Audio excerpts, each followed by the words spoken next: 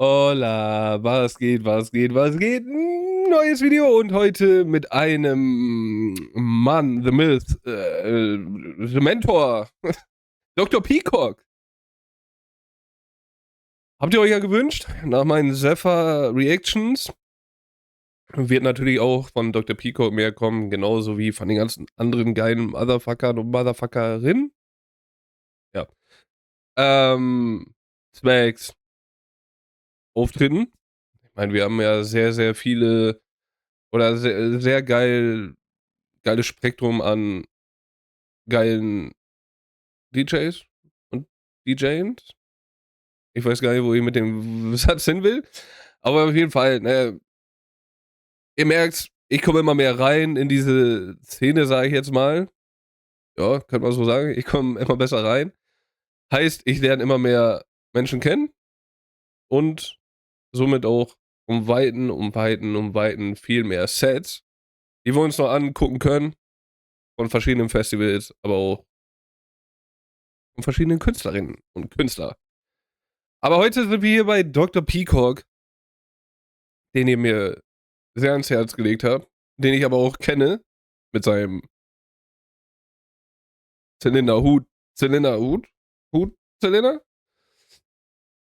heute mal mit einem Song. Bin gespannt, was er kann. Nämlich We Are All Sleeping mit Creeds und Helen K. K.A.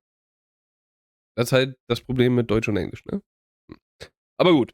Bin sehr gespannt. Dr. Peacock habe ich früher durch meinen Mitbewohner kennengelernt. Heißt, ich kenne schon ein paar Sachen von ihm. Bin mir aber nicht ganz sicher, ob das meine Musik ist. Ich weiß es nicht mehr, muss ich ehrlich sagen. Weil meines Wissens war seine Musik ein bisschen härter. Gut, scheißegal, wir gehen rein, wir werden sehen. Und ja, let's go.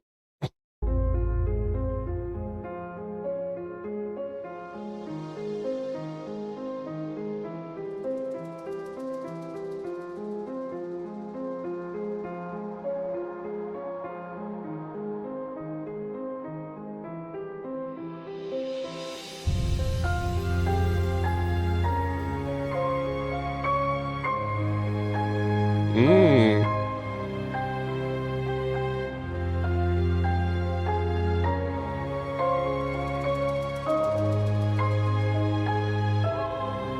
Also ich muss ehrlich sagen, alleine wenn ich den Anfang hier höre, kann ich verstehen, warum Dr. Peacock sich Zephyr geschnappt hat.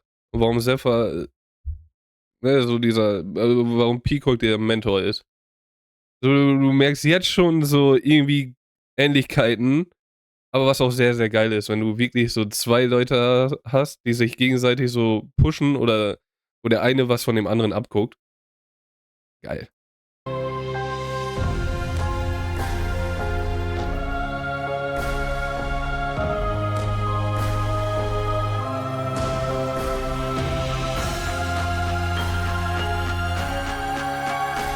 Muss aber ehrlich sagen, ne? Ich meine, ich pausiere jetzt schon wieder viel, aber das ist ein komisches Video zu der Melodie. Also, irgendwie hast du sonst immer so eine kleine Geschichte und verstehst du, aber jetzt ist es einfach nur so diese wunderschöne Musik, aber im Video passiert irgendwie was ganz anderes. Das ist voll komisch.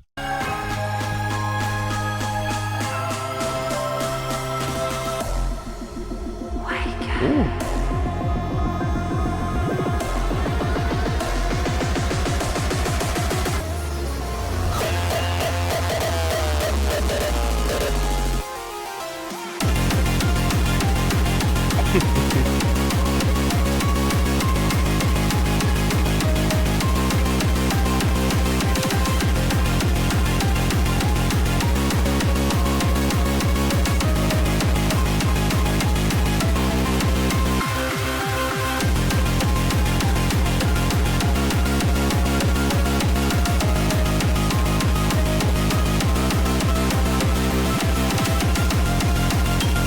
Bro, ist das eine verrückte Kacke, ey. Real Talk, das. Sorry. Ja, Dr. Peacock, ne? Wie gesagt, ich wusste ja, dass sein Shit halt ein bisschen extremer ist. Mein, bei Cypher ist ja nicht viel Unterschied.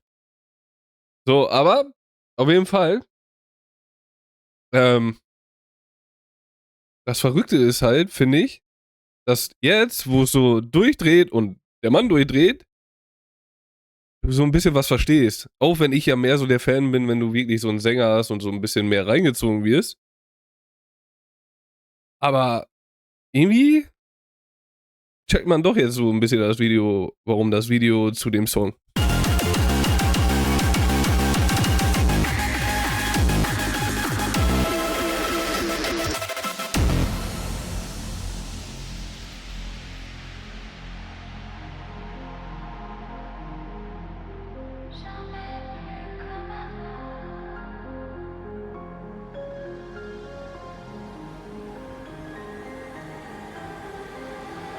J'aimerais un lac de verre sans reflet,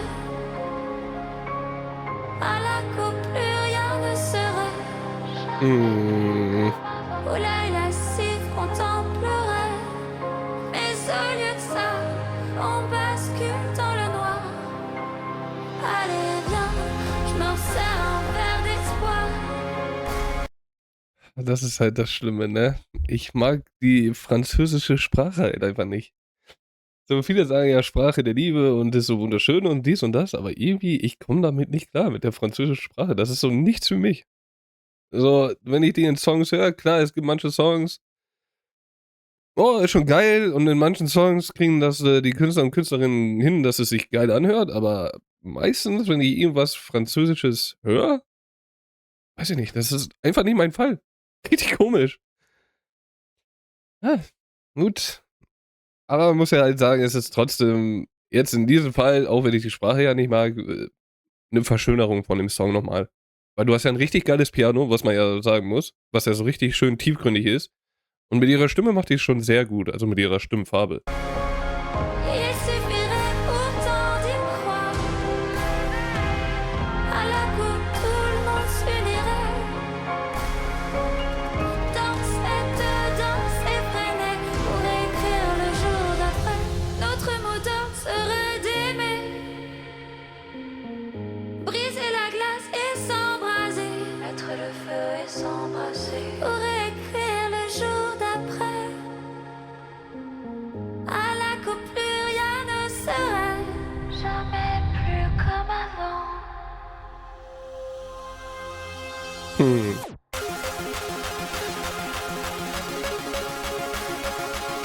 Bro, aber wo kommt der Sound auf einmal her? Wir haben am Anfang so ein krasses Piano, dann dreht's komplett durch, dann haben wir wieder Piano mit Gesang und jetzt kommt auf einmal dieser Sound. Das ist ja aber der gefällt mir.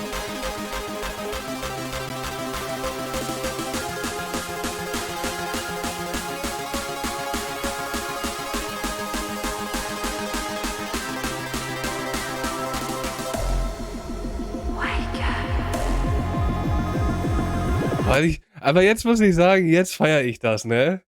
So dieses, okay, Steps vom Festival, dieses Wake Up Ding, ne, so von wegen, ja, okay, zack, Alltag ist vorbei. Vielleicht bist du so ein Festivalgänger oder ne, merkst auf einmal, lernst auf einmal deine Liebe kennen, so zu irgendeiner Musikart oder whatsoever. Finde ich sehr, sehr geil. So, ich finde das sowieso immer geil, wenn du diese Menschen siehst, die so auf Festival triffst, wie verrückt die sein können und. Und wenn du die dann im normalen Leben siehst, was die dann halt für Jobs haben und so. Und das ist halt so immer wieder geil. Wo du halt merkst, okay, Festival, jeder kann frei sein, jeder ist frei. Juckt halt keinen für diese Zeit, was du halt machst oder wer du bist. So, du bist einer von uns. Das ist so geil. Und das finde ich halt, hast du halt hier symbolisch wirklich geil dargestellt. Irgendwie.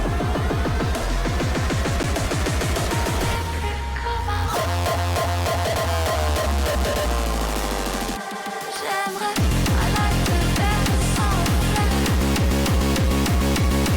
un lac où plus rien ne serait, où l'œil lascif contemplerait, mais au lieu de ça, on bascule dans le noir. Allez viens,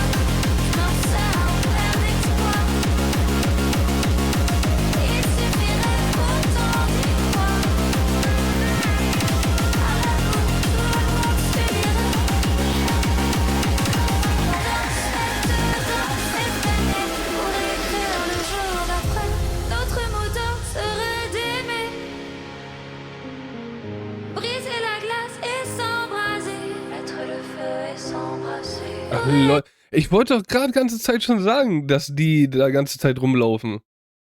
Das wird ja wahrscheinlich Creed sein und das ist Peacock. So, während des Videos haben wir ja schon öfter gesehen, dass die da irgendwo sitzen oder so. Nee. Et le jour d'après, Aber bin bloß nicht ganz sicher. à la coupe, plus rien ne serait jamais plus comme avant. Ja, so spielt halt das Leben, ne? So manchmal muss man alles rauslassen. Bei Party in der Festival, bei was? Beim Festival mit ordentlich Party. Manchmal checkst du auch erst ein bisschen später, worauf du halt Bock hast. So, du denkst, okay, gut, du willst ganze Zeit diesen einen Bürojob machen, lernst dafür in der Schule, lernst dies, lernst jenes, kommst in den Beruf, vielleicht macht er dir sogar am Anfang Spaß und irgendwann sagst du dir, ne, ist nicht meins. Und das ist ja das Geile, finde ich, so am Menschsein. Du hast so viele Möglichkeiten, du kannst so viele Sachen machen, du kannst überall reintesten. Und wenn es dann nicht deins ist und du dich vielleicht die ganze Zeit dahin gearbeitet hast und das ist einfach nicht deins, natürlich ist das verdammt scheiße. Aber Bro, du kannst doch was anderes machen. Irgendwas wirst du auf dem Weg gesehen oder gemerkt oder gefühlt oder gefunden haben, was dann halt vielleicht doch das ist, was dir viel mehr Spaß macht. So, und das ist halt so das Geile, finde ich. Und das gibt mir auch so ein bisschen, diesen Vibe gibt mir halt auch ein bisschen dieses Video. Ne, dass du halt, auch wenn du irgendwie verzweifelt bist in deiner jetzigen Lebenslage, Joblage, Kopf hoch. So irgendwo gibt's diesen einen Punkt, wo es besser wird. Oder, ne, dieses, ja, diese Situation, wo du halt, ja, sagst, ja komm, fuck it. Ich mache jetzt den Job oder ich mache jetzt dies, ich hau jetzt hier in den Sack und mach dann den Job. Hauptsache, und da bin ich ganz ehrlich, Hauptsache, wenn man sowas im Kopf hat, hau nicht in den Sack und setz dich dann für Jahre zu Hause hin. Erstens zersägt dich das, so, und auf andere, also es zersägt dich halt, weil es ist wie ein Gefängnis, was du dir selber auferlegst. So, das ist einfach so. So, wenn du nur ganze Zeit zu Hause pimmelst und so. Und ich meine, ich kenne das, ich habe das selber gefühlt schon durch. Oder mache es selber auch oft. So, weil mehr ist es halt nicht. So, du versteckst dich in deinen eigenen vier Wänden, anstatt einfach rauszugehen und einfach diese, ne, paar Risiken aufzunehmen. Im Sinne von, okay, gut, du triffst mal ein paar Menschen oder kriegst vielleicht mal einen Luftstoß ins Gesicht ab.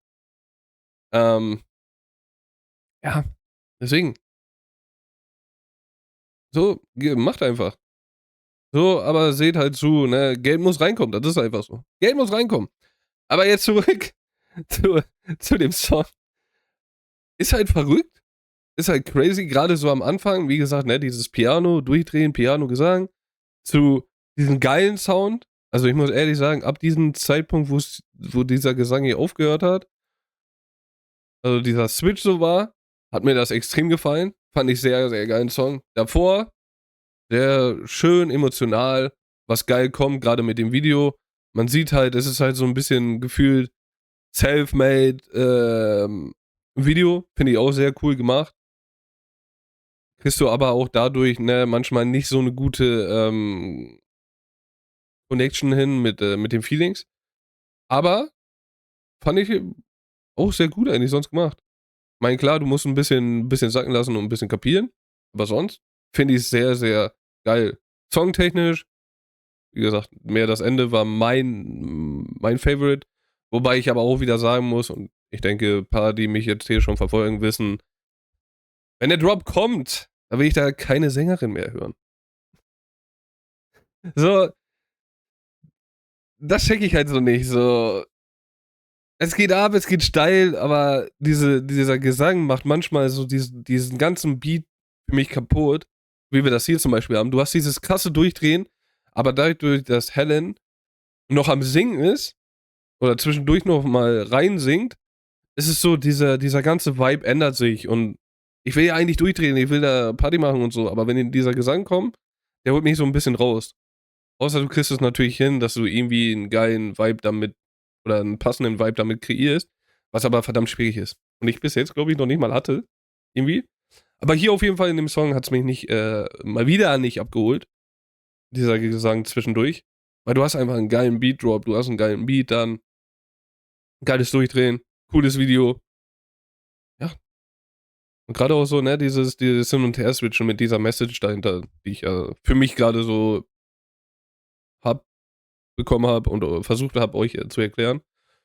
Ja, sonst sehr, sehr, sehr cool. Also, Message-Ding finde ich sehr, sehr geil. Songtechnisch, ist okay. So, ne, es gab halt geile Teile, aber es gab auch ein paar Teile, die mir nicht gefallen haben. Ja, aber ich bin gespannt, was da sonst noch kommt von Dr. Peacock.